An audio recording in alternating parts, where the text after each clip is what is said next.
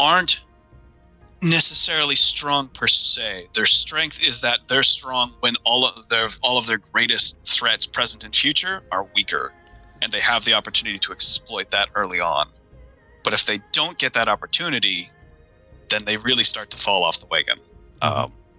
That's why AI Ottomans tends to do well when it eats Hungary and pushes it, into Central Europe.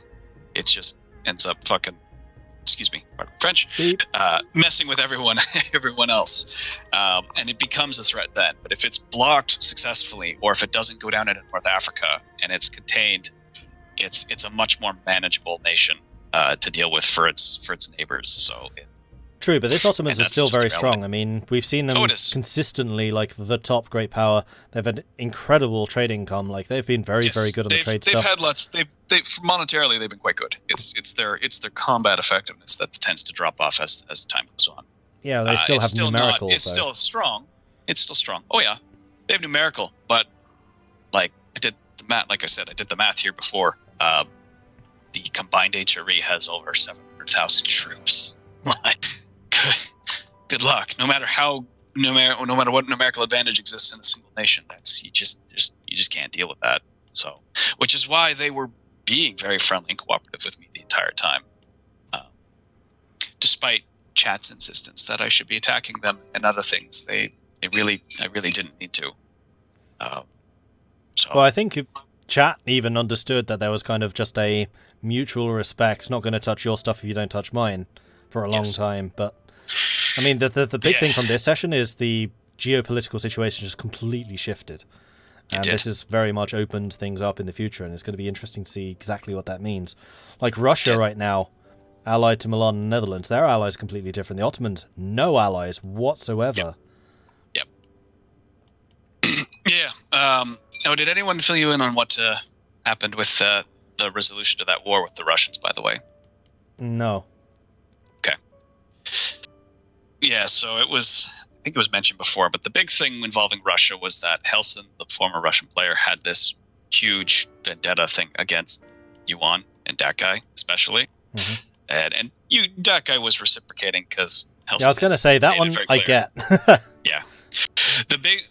which, it's funny, people keep bashing that guy often, but if you look at the players who declare defensive wars against other players...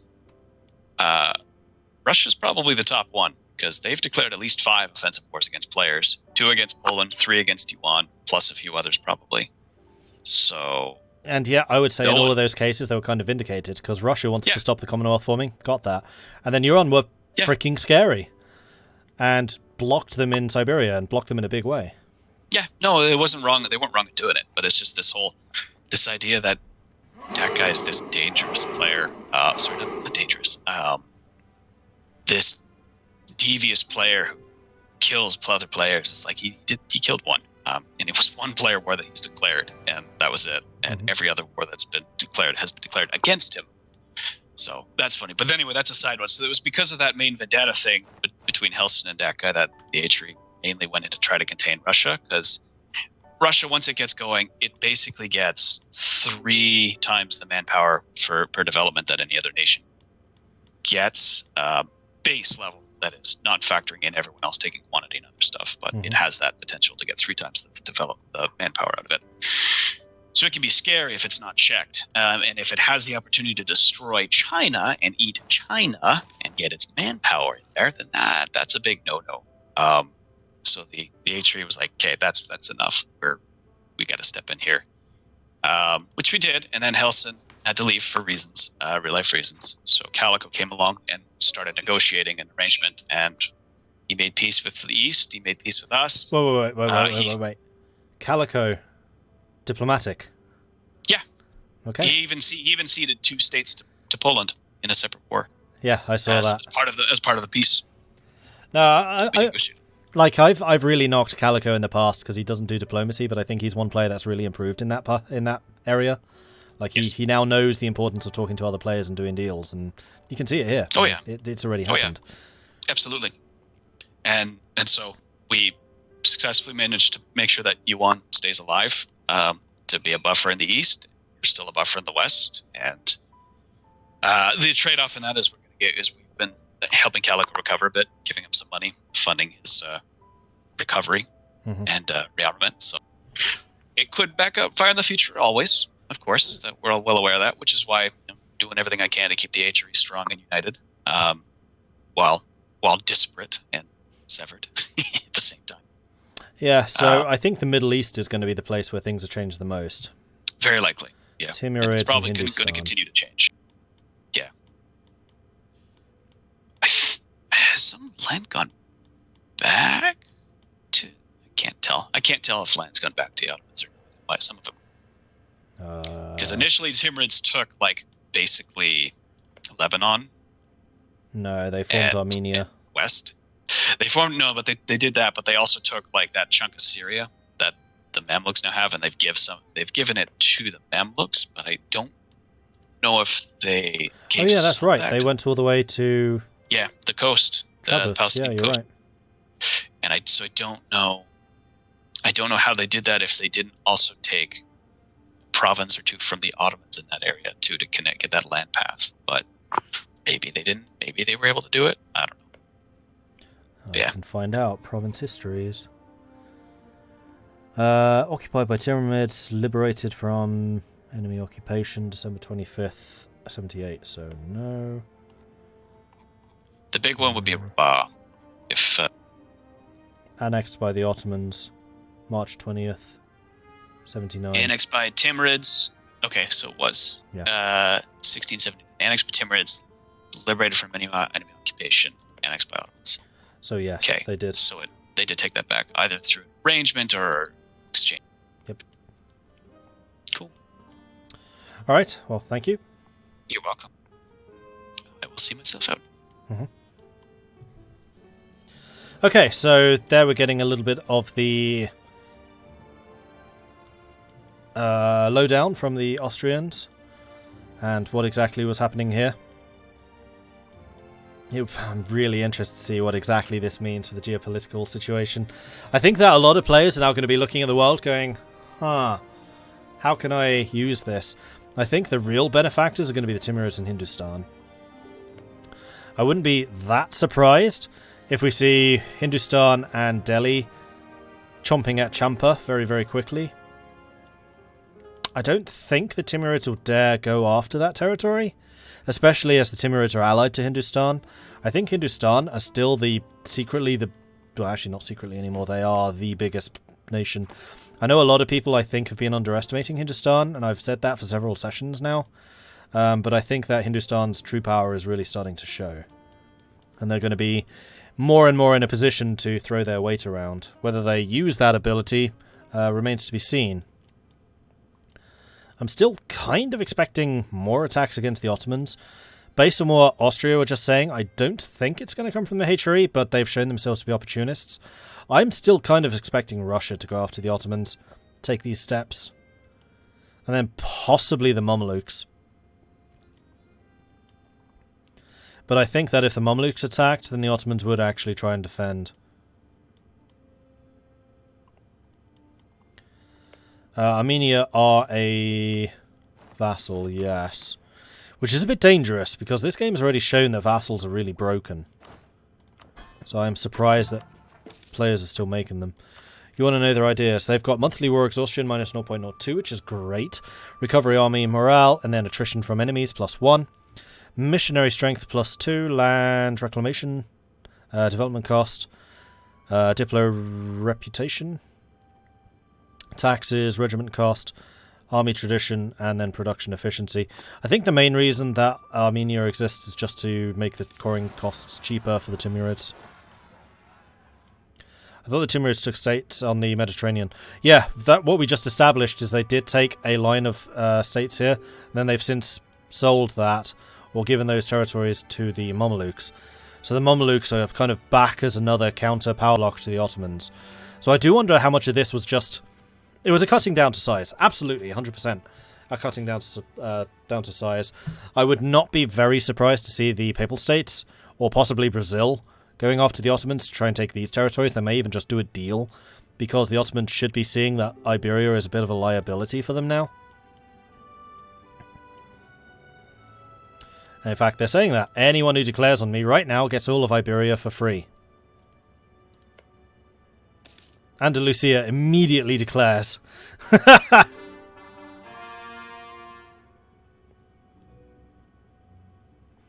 Andalusia, Tunis, Britain, and true new Iberia. Interesting.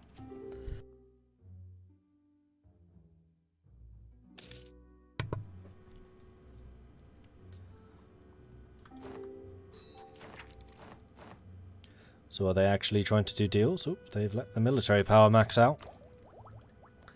And they are ahead of time. They don't have any military ideas, but they could still be using that to dev up manpower. Meanwhile, the United States continues their manifest destiny, pushing further and further west. We have Britain coming in, taking more of Louisiana. Sweden continues to slowly expand. Pirate of Inland took a massive chunk out of French Canada, so it looks like the British got in there before Sweden did. Which is a bit disappointing. I'd really hope to see Sweden going after that, but we know that Faceless, who is the current substitute for Sweden, is quite passive, so he would need to be quite aggressive to go after French Canada there. So really the benefactor from this is Britain. 100% it's Britain. And it looks like we're going to have a pretty strong British Canada. I do wonder if this is going to cause tensions between Britain and Sweden. It might. I don't think that Britain's doing any deals with the Swedes.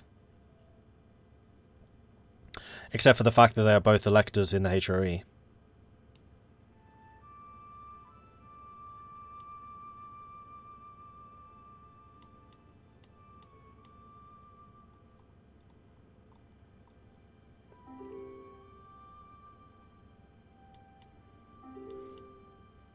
And yeah, I don't consider this nation ruining.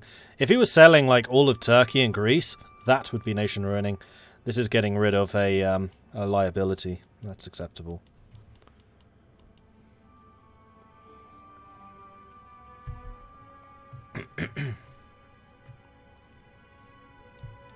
I'm waiting for a US-Texas war. Right now, Texas would wipe the table with the United States. The United States is still a very small, fragile state. Oh, I just saw Delhi is fighting. Is Delhi fighting? Delhi is fighting. So we have got Delhi going up against Champaran. Are they being supported by...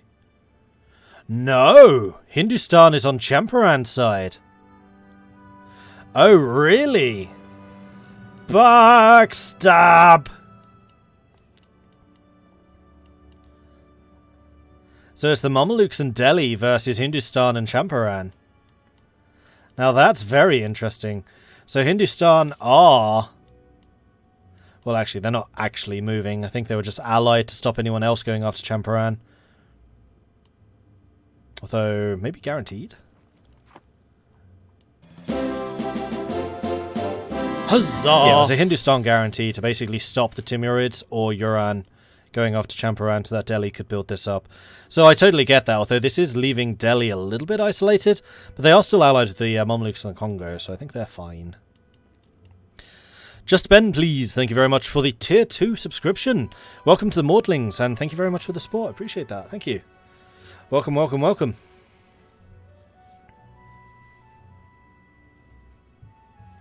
We all know that the real power in the Americas is the Inca, because without them Texas would have gone boom. That's true. I mean, I do like that the Americas are being so subdivided between players. I'm always terrified if a player gets put in the Americas from the start like we did Inca, they would just dominate the whole thing.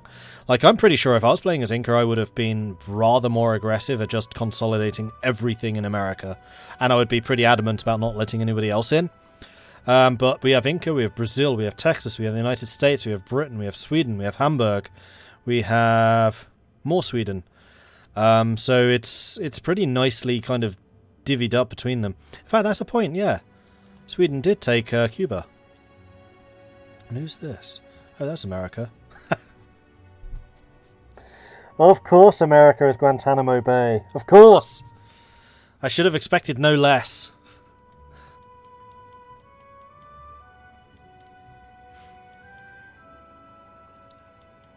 Even Sunni United States has Gitmo.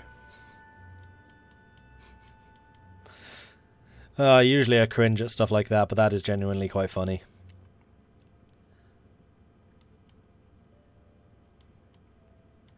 The other one which I'm interested in seeing is whether Japan ever goes up against Brazil to try and kick Brazil out of Indonesia.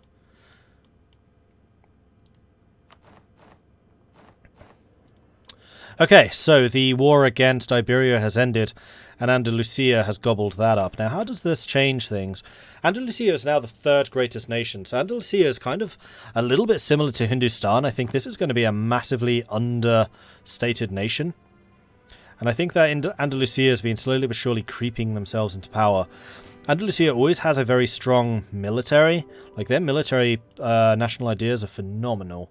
And now they're starting to get the economic power base to really secure all of that. Brazil, meanwhile, has completely covered the Galician part of Iberia. You have Tunis, that's a little bit here in the centre, Toledo and Mancha. And then we've got the Papal States in the Aragon, Navarran territories. Is this, by any chance, split along trade node lines? It is. So the Papal States are just grabbing more and more of Genoa, which makes complete sense. They now control 86% of Genoa. And I'm kind of curious, who's making the most money out of trade now? This has to be done by income, which would be economy. Okay, so the biggest trade power at the moment is a shocker. It's actually the Timurids. I'm surprised. So the Timurids are the number one trade power. Then we've got Great Britain, then Hindustan, then Russia, then the Papal States, then Iran, then the Netherlands, then Hamburg. So the three which I actually expected to be the top traders, Papal States, the Netherlands, and Hamburg, are actually top 10. Papal States coming in 5th, Netherlands 7th, Hamburg 8th. Although the Ottomans, who I think used to be first, have really dropped. So Timurids, how are you making this much money? That's very impressive. 131,000 manpower, making 143 ducats a month.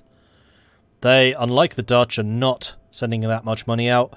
Kiev is getting 5, Armenia is getting 6, and then Russia is getting 28. So it looks like the Timurids are also trying to buff up the Russians and get them back into the game.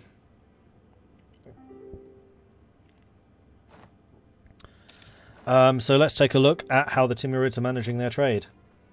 They've got 7 merchants. All of them except for 1 are transferring trade, which is good. And then Persia is collecting. So we've got trade coming in from Samarkand, from Lahore, from Hormuz. I mean, if they wanted to make a bit more money, they could actually go Lahore to Samarkand, to Persia, because that's going to be one more step. And every step that you can introduce into trade adds a percentage of value. So if we hover over... Where is it? It's over this. Nope, that's trade. This one, it was the tick. It is the tick.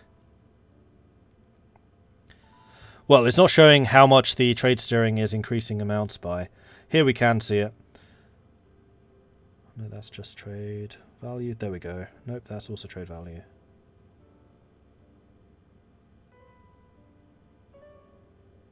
Does Persia... Wait. Their trade steering 112%. Am I reading that right? I'm reading that right. Crikey. Okay, that's high. I'm surprised it's that high. But the Timurids are actually sending 112% bonus. So they would make a lot of money, actually. Sending the value from this into Samarkand and then Samarkand into Persia. They control enough of the Samarkand node that that would not be a risk. So they could be making even more. That's a scary thought. So Doab's also sending into Lahore. They're not doing anything from Lhasa, which isn't a huge surprise. Yuman goes into Samarkand, which could then go into Persia, so they could try to collect from there. They're getting 100 ducats from Hormuz. It actually looks like Hindustan is sending all of their money